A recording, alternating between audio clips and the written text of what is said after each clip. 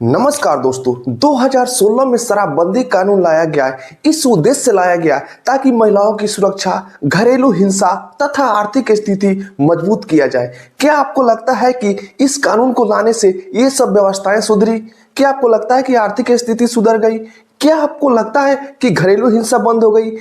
क्या आपको लगता है कि महिलाओं की सुरक्षा बढ़ गई इस कानून को लाने से? जी हाँ, बिल्कुल नहीं, बिल्कुल इसके विपरीत रिजल्ट मिला है।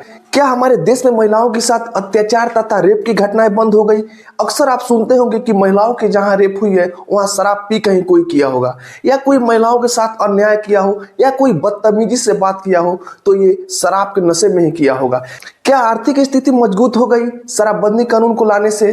क्या घरेलू हिंसा कम हुई? जी हाँ, बिल्कुल नहीं हुई है। तो चलिए मैं आपको समझाता हूँ। सबसे पहले एग्जांपल दे के आपको समझाता हूँ। तो चलिए, इंडिया में बहुत सारे ऐसे डेवलप स्टेट है, उनमें शराब चलती है, उनके स्टेट में शराब बिकती है। क्या वो कमजोर हो गए? जी हाँ, बिल्कुल नहीं। फॉर एग्जाम्पल हैदराबाद ले लीजिए, बेंगलुरु ले लीजिए, राजस्थान ले लीजिए। क्या वो कमजोर हो गए स्टेट? क्या उनकी आर्थिक स्थिति खराब हो गई है? जी हाँ, बिल्कुल नहीं हुई है। ये एक फर्जीवाड़ा है। तो इस शराबबंदी कानून को लाकर आर्थिक स्थिति को और कमजोर किया गया, और कमजोर किया जा रहा है। तो चलिए आपको समझाता हूँ।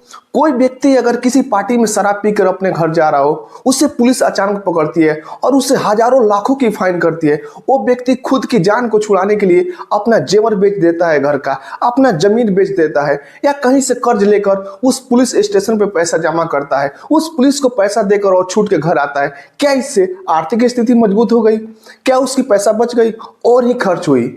कोई शराब यदि 100 रुपये में कहीं बिक रही थी तो वो आज के डेट में 500 रुपये में बिक रही है। 50 रुपया की शराब 200 में बिक रही है। वो आदमी, पीने वाला आदमी, खरीद के पी रहा है। क्या इससे आर्थिक स्थिति मजबूत हो गई?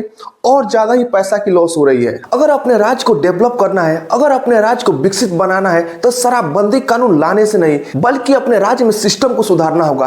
कानून व्यवस्था उस तरह की टाइट करनी होगी ताकि हर एक चीज सुचारू ढंग से चले, ना ही शराबबंदी करने से ही व्यवस्था सुधरेगी। इस सरकार को सोचनी चाहिए इस पे।